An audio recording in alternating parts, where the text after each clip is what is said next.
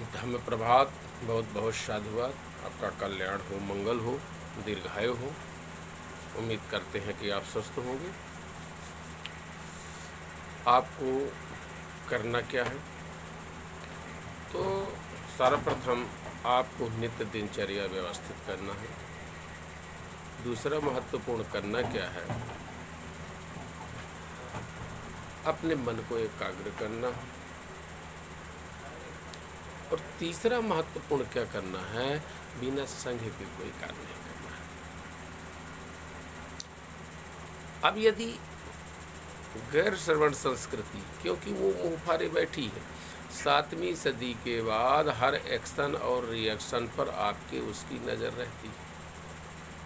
और वो उसके जो प्रचार का तरीका है वो सारा भगवान पर निर्भर है, सारा अल्लाह पर निर्भर है, सारा गॉड के नाम पर निर्भर है।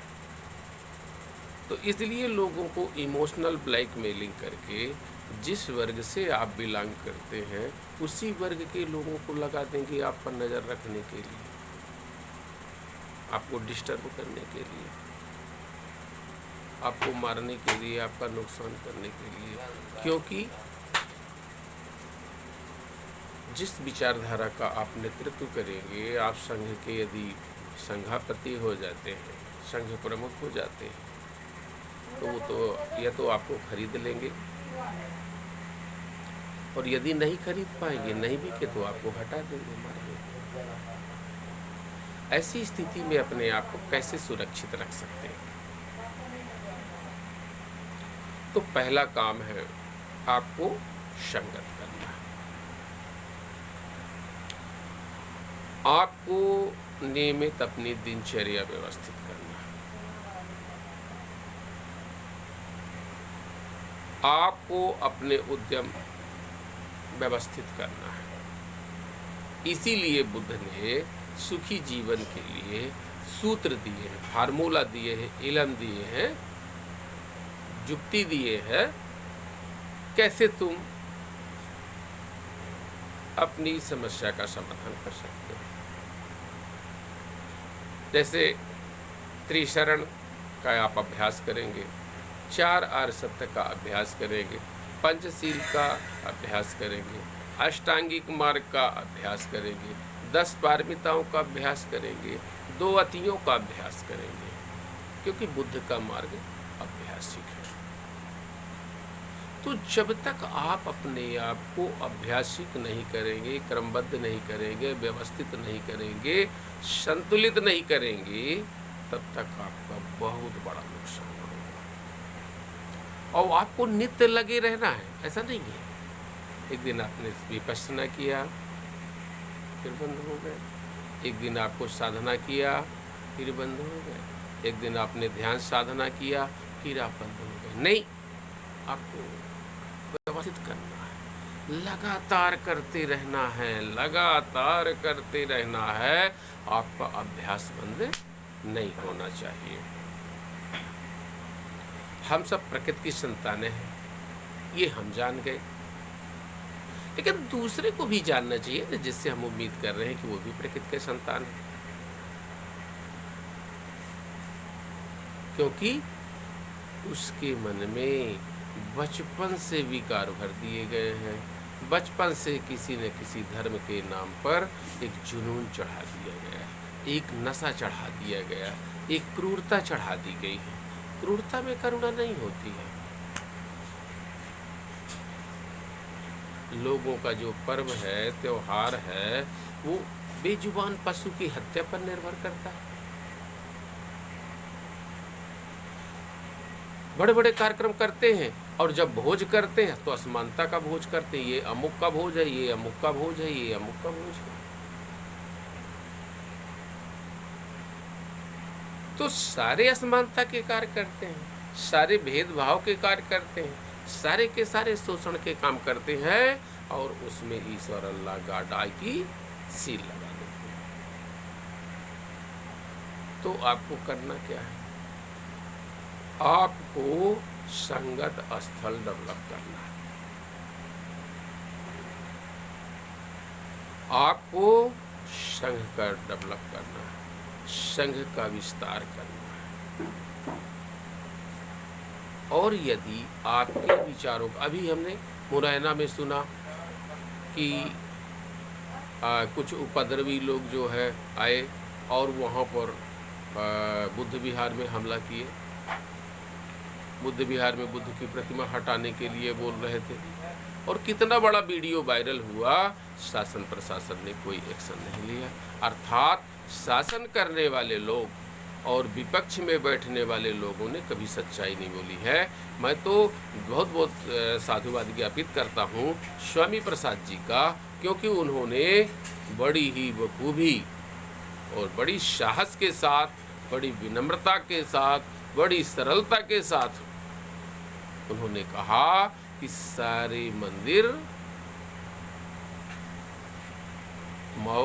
बौद्ध मठ थे और उनको विद्रूपीकरण करके कब्जा किया गया, मठों को मंदिरों में तब्दील किया गया। इसकी जांच होनी चाहिए। कोई भी ऐसा नेता नहीं है, कोई भी ऐसा नेता नहीं है जो आपकी बात कर सके। इसका मतलब है कि नेता भी भयभीत है, सीबीआई से भयभीत है, ईडी से भयभीत हैं, अन्य एजेंसियों से भयभीत हैं, अन्य क्राइम लगने से भयभीत हैं। किसी भी समय हमको जेल में डाला जा सकता है, किसी भी समय हमारी हत्या हो सकती है, किसी भी समय हमको फंसाया जा सकता है, किसी भी समय हमारे जान माल की क्षति की जा सकती है। इसलिए वो भी भयभीत हैं। वो भी जो है आपका नेतृत्व नहीं कर रहे हैं, वास्तविकता का नेतृत्व नहीं कर रहे हैं, बल्कि अपने आप को वहाँ बनाए रखने के लिए जद्दोजहद करते हैं।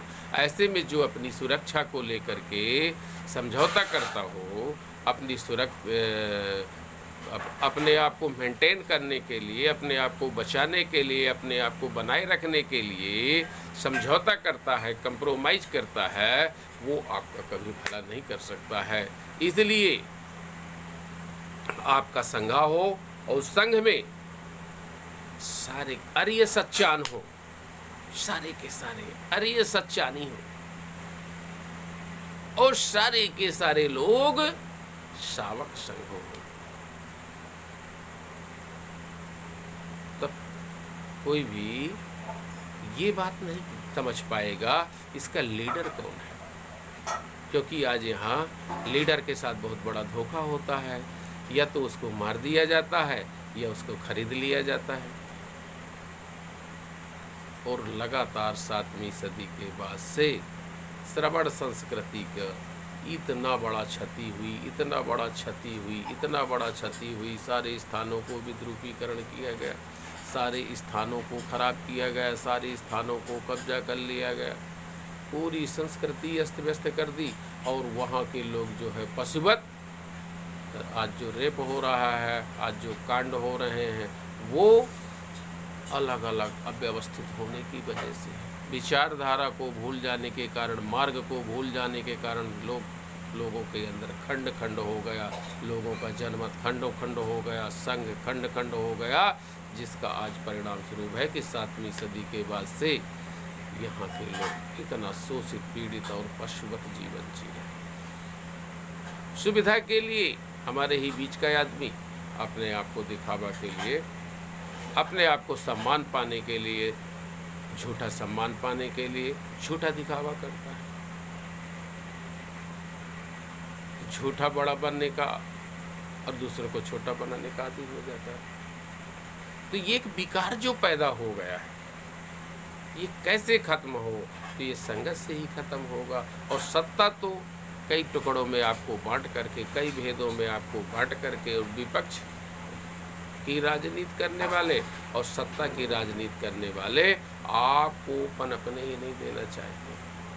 हर आदमी की मानसिकता ये हो गई है कि मैं कुल हूँ और सामने वाला लुल है, सामने वाला मेरा नौकर हो, मैं भर मालिक बन के रहूँ, मैं भर बॉस बन के रहूँ, बाकी सारे लोग नौकर हों। ये उसकी टेंडेंसी, मैं भर खाऊं, सारे लोग कंगाल रहें, सारे लोग भूखे और नंगे रहें। ये जो मेंटालिटी डेवलप हुई है, ये आपको बराबरी में नहीं खड़े होने देती और कहीं ना कहीं आपकी क्षति करती है। तो इसके लिए आपको आवश्यक हो गया है अभ्यास करना, संगत का अभ्यास करना, संघ का अभ्यास करना, शुद्धों का अभ्यास करना, और लगातार आपका जो आभ्यासिक जीवन है आपको पूरी तरह से व्यवस्थित करेगा। और सारी की सारी चीजें आपका संघ जब तक अगुवाई नहीं करेगा, नेतृत्व नहीं करेगा, आपका संघ यदि चुपचाप रहेगा तो अन्याय अत्याचार बना रहेगा। लेकिन यदि आपका संघ व्यवस्थित हो करके और जन भागीदारी में, जन प्रतिनिधित्व में, जन सहयोग में भागीदारी करता है, निश्चित रूप से यह बहुत बड़ा कार्य करता है। तो इसलिए आपको अपनी जीवन शैली में संयमित और व्यवस्थित जीवन जीने की आवश्यकता है। आपको अपना जीवन ध्यान साधना व्यवस्थित करने की आवश्यकता है, एकाग्रचित्त करने की अभ्यास करने की आवश्यकता है, शीलों का अभ्यास करने की आवश्यकता है, संघ का अभ्यास करने की आवश्यकता है, अर्थात सारी का अभ्यास के होंगे। अब अभ्यास किस मार्ग पर किया जाए और किस मार्ग पर नहीं किया जाए, तो ये तय करना आपकी जिम्मेदारी है।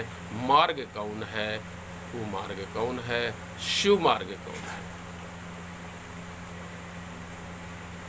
बहुत बहुत साधुवाद।